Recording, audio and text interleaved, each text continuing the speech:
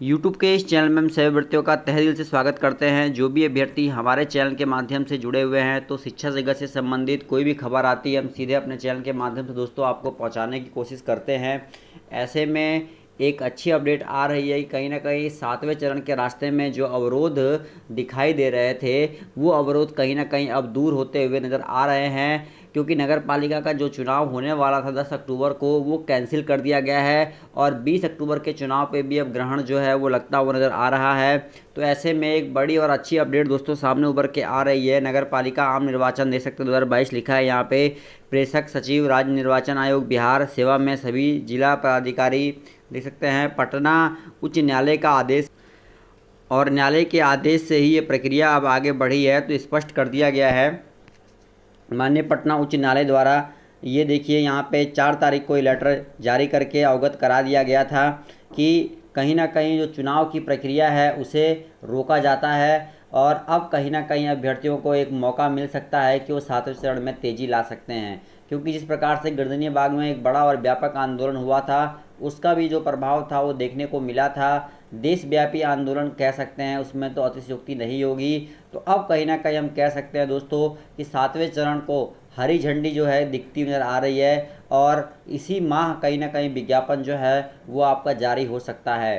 तो इस स्टे प्रक्रिया से 7वें चरण का रास्ता जो है वो खुलता हुआ जरूर नज़र आ रहा है। और देख सकते हैं कि 7वें चरण की शिक्षक नियुक्ति की प्रक्रिया को लेकर विभाग जो है 20 इकाइयों में ई आवेदन का मौका देगा। आप देख सकते हैं कहीं ना कहीं 7वें चरण की प्रक्रिया जो है उसकी सुदबुदाहट जो है वो मिलना शुरू हो गई है। विभाग जो है तेज़ी में है और इस प्रकार से जो है आवेदन की प्रक्रिया शुरू करना है उसके बारे में भी अपडेट दिया है कि 7वें चरण की शिक्षक नियुक्ति में 20 इकाइयों में ई आवेदन का मौका दे सकते हैं। 2 लाख से अधिक पदों के लिए प्रस्तावित 7वें चरण की प्राथमिक माध्यमिक और उच्च माध्यमिक शिक्षक बहाली प्रक्रिया केंद्रीकृत होगी। शिक्षा विभाग ने यह निर्णय ले लिया है। मुख्यमंत्री की अध्यक्षता में हुई हालिया बैठक में भी मुहर लग चुकी है। शिक्षक अभ्यर्थियों को विभिन्न नियोजन इकाइयों में आवेदन के लिए खुद नहीं जाना होगा। अभ्यर्थी घर बैठे 1 से अधिक इकाइयों में ऑनलाइन आवेदन कर सकते हैं। तो देखिए इससे क्या होगा कि भाई अभ्यर्थियों का पैसा भी बचेगा। आपने देखा होगा कि एक अभ्यर्थी कम से कम 30 से 40 हज़ार रुपये लगाकर विभिन्न नियोजन इकाइयों में घूमता है तब जाकर आवेदन डालता है। तो इस तरीके से मैं आपको ये बता दूं कि भाई अब कहीं ना कहीं एक अच्छी अपडेट आ रही है कि ये प्रक्रिया कहीं ना कहीं जो है वो नहीं होगी।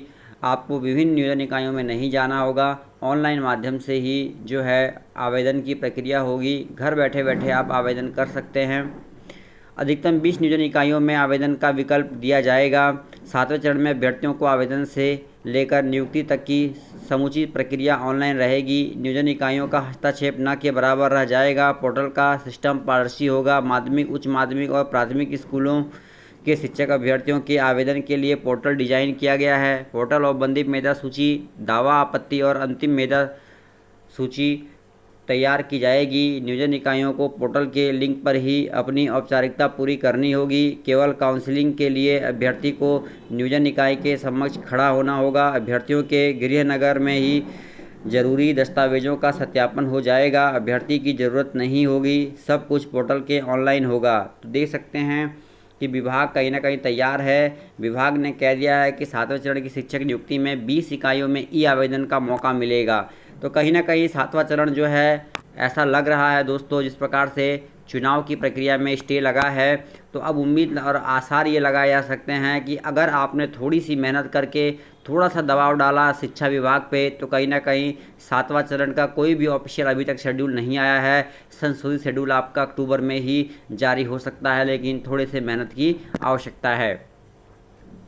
ऑनलाइन पूरी होगी प्रक्रिया कह दिया गया है, पूरी प्रक्रिया ऑनलाइन होगी। दे सकते हैं अभ्यर्थी जहां चाहेंगे उस नियोजन इकाई में जाकर काउंसलिंग करा सकेंगे। हालांकि स्कूलों में रिक्तियों और दूसरे क्राइटेरिया के हिसाब से उसके चॉइस के हिसाब से नियुक्ति पत्र निर्गत किया जाएगा। अगर पहली बार में उसकी चॉइस के हिसाब से स्कूल नहीं मिलेगा तो उसे ऑनलाइन ही दूसरी और तीसरी बार मौका मिलेगा। अभ्यर्थी को हर सूचना पोर्टल के जरिए मिलती रहेगी। नियुक्ति प्रक्रिया संबंधी सभी सूचनाएं उसे पोर्टल पर ही मिल सकेगी। इस तरह अब श्रम और पैसा दोनों ही बचेगा। तो बड़ी अपडेट है दोस्तों। पल पल की खबर के लिए हमारे चैनल के माध्यम से जुड़े रहिए। जो भी लेटेस्ट अपडेट आएगी हम सीधे आप तक पहुंचाने की कोशिश करेंगे दोस्तों। चलिए दोस्तों, इस वीडियो में इतना ही। धन्यवाद। जय हिंद।